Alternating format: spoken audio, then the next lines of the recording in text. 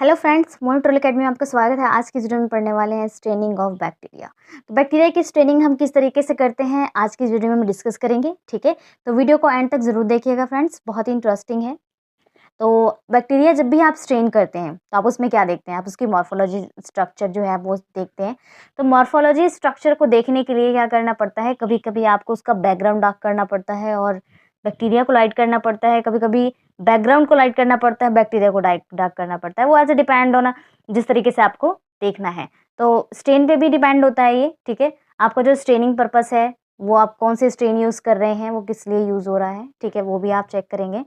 So basically आज की इस वीडियो में हम ये डिस्कस करेंगे कि बैक्टीरिया की जो स्ट्रेनिंग है वो किस तरीके से की जाती है, क्या क्या प्रॉपर्टीज़ होती हैं डाइस की स्ट्रेनिंग की, और किस तरीके से कौन कौन से मेथड यूज़ किए जाते हैं। ठीक है, सारा हम डिस्कस करेंगे। सो फर्स्ट हम पढ़ते हैं कि bacteria staining is a process. ये एक प्रोसेस है फ्रेंड्स, ठीक है। Colouring bacterial structure component using stain and dye. तो बेसिकली ये एक हम जानते हैं कि ये एक प्रोसेस है हमारा, ठीक है। जो बैक्टीरिया को कलर करते हैं उनका स्ट्रक्चर जो कंपोनेंट है, स्ट्रेन को स्ट्रेन करते हैं और डाई यूज़ करते हैं उसको चेक करने के लिए, देखने के लिए। The principle of staining is identify microorganism selectivity using dyes fluorescence and radio isotopes imaging. तो बेसिकली इसका प्रिंसिपल क्या है, इसका प्रिंसिपल जो है स्टेनिंग, जो आइडेंटिफिकेशन हम माइक्रो ऑर्गेनिजम्स का कर रहे हैं, ठीक है। एक सिलेक्टिव डाई लेते हैं हम, जो फ्लोरेसेंस के थ्रू, रेडियोइसोटोप के थ्रू इमिशन में हम उसको चेक करते हैं। So straining reaction are made possible because of the physical phenomena of capillary osmosis, susceptibility, absorption और एजॉर्प्शन, ठीक है। सो स्टेन और dye cells of micro organisms. तो यहाँ पर जो स्टेनिंग का रिएक्शन है, आपको पता है कि स्टेनिंग रिएक्शन किस तरीके से कर रही है। सपोज कीजिए कि आपने किसी सेल के ऊपर स्टेन डाल दिया, ठीक है। अब वो क्या है कि वो इंटरेक्शन करेगी, एब्जॉर्ब करेगी, बाहर के जो स्टेन है ना उसको एब्जॉर्ब करेगी सेल के अंदर। तो वो क्या होगी, कलरफुल हो जाएगी। अगर कलरफुल हो जाएगी तो जब आप माइक्रोस्कोप में उसको पुट करेंगे ना और देखेंगे तो आपको वो इजिली विजिबल हो जाएगा, ठीक है। सो nucleus is acidic in a character and hence it has greater affinity for basic dye। अगर एसिडिक करेक्टर है, सपोज कीजिए कि जो सेल है उसका न्यूक्लियस जो है, बैक्टीरिया का जो सेल है वो एसिडिक है और जो डाई है वो बेसिक है, तो यहाँ पर क्या होगा कि ग्रेटर एफिनिटी होगी यहाँ पे बेसिक डाई की। Whereas cytoplasm is basic in character and has greater affinity for acid dye. तो सपोज ऐसे ही दूसरा आपका साइटोप्लाज्म होगा, ठीक है, बैक्टीरिया का, वो बेसिक करेक्टर होगा और ये ग्रेटर एफिनिटी होगी किसकी, एसिडिक डाई की, ठीक है।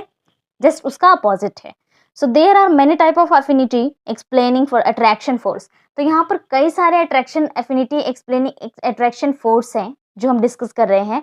सो सबसे फर्स्ट है हमारा हाइड्रोफोबिक बॉन्डिंग, ठीक है। Reagent cell interaction, reagent reagent interaction, ionic bond and hydrogen bonding and covalent bonding. तो ये सारे जो हैं, जितने भी बॉन्ड हैं यहाँ पे दिखाए गए हैं, ये सारे आपके अट्रैक्शन फोर्स हैं। यहाँ पर आपका हाइड्रोफोबिक बॉन्ड हो रहा है, रिएजेंट एंड सेल इंटरेक्शन हो रही है। कैसे, जब आप सेल में रिएजेंट को मिक्स कर रहे हैं, ठीक है, तो यहाँ पर इंटरेक्शन हो रहा है दोनों के बीच में, ठीक है। और रिएजेंट टू रिएजेंट भी इंटरेक्शन हो रहा है। एंड आयनिक बॉन्ड यहाँ पे है, हाइड्रोजन बॉन्ड है एंड कोवलेंट बॉन्ड भी यहाँ पे है, ठीक है। अगर दोनों में कुछ एक्सचेंज हो रहा है तो यहाँ पे बॉन्ड की एक्सचेंजिंग भी हो रही है। Properties of dyes. अब डाइज की प्रॉपर्टीज क्या है। So dyes absorb radiation energy is visual region of electromagnetic spectrum.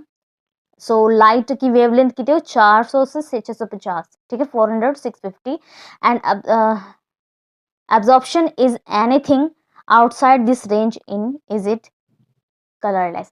तो बेसिकली क्या होगा कि जो डाई है वो जो रेडिएशन एनर्जी है वो किस तरीके से एब्जॉर्ब कर रही है, इलेक्ट्रोमैग्नेटिक स्पेक्ट्रम के थ्रू।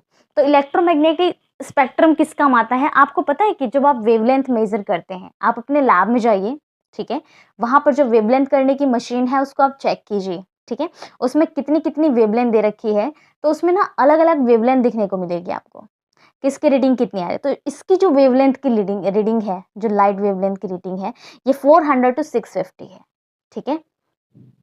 और जो इसका एब्जॉर्प्शन है, ये एनीथिंग क्या है जो आउटसाइड है वो उसका कलरलेस आता है। For example acid friction absorb blue green and transmit red. जैसे कि एसिड फंक्शन को ले लीजिए, वो क्या करता है, ब्लू ग्रीन एब्जॉर्ब करता है और ट्रांसमिट करता है रेड कलर। ठीक है, so general method of staining, staining के जनरल मेथड हमारे दो हैं, डायरेक्ट और इनडायरेक्ट। ठीक है, सो डायरेक्ट जो हमारा मेथड है, so it is a process by which microorganisms are strain and simple dye. Example में हमारा मिथिलीन ब्लू आ गया। तो मिथिलीन ब्लू हम कैसे यूज करते हैं, नॉर्मली हम क्या करते हैं, डाई करने के लिए नॉर्मली हम क्या करते हैं, स्लाइड बनाते हैं और उस पर मिथिलीन ब्लू डाई किया और डायरेक्टली हमने जाके उसको वॉश करके ड्राई करके हमने स्टेन वो माइक्रोस्कोप में ऑब्जर्व कर लिया। तो ये हमारा डायरेक्ट स्टेनिंग होता है। ठीक है, इनडायरेक्ट स्टेनिंग में क्या होता है, it is a process which need mordant. तो इसमें मोर्डेंट की प्रोसेस की जरूरत होती है। जो मोर्डेंट क्या है, मोर्डेंट एक जिसको अप्लाई किया जाता है बिफोर स्टेन। ठीक है, और इसमें जो इट सेल्फ डाई सोल्यूशन क्या है ऐड किए जाते हैं मोर्डेंट में। अब इसके यूजेस क्या है, to observe the morphology size and arrangement to bacteria. अब इसमें क्या करते हैं हम, क्यों यूज करते हैं स्टेन, स्टेन की जरूरत क्या है, क्या ऑब्जर्व करते हैं हम, morphology, size, arrangement of bacteria. ठीक है, to identified, to differentiate one group of bacteria from the other group. तो बैक्टीरियाज के कई ग्रुप हैं। ठीक है, बैक्टीरिया का सिर्फ एक ग्रुप नहीं है, आपने जीनस स्पीशीज पढ़ा होगा, कितने ही जीनस स्पीशीज हैं बैक्टीरिया के।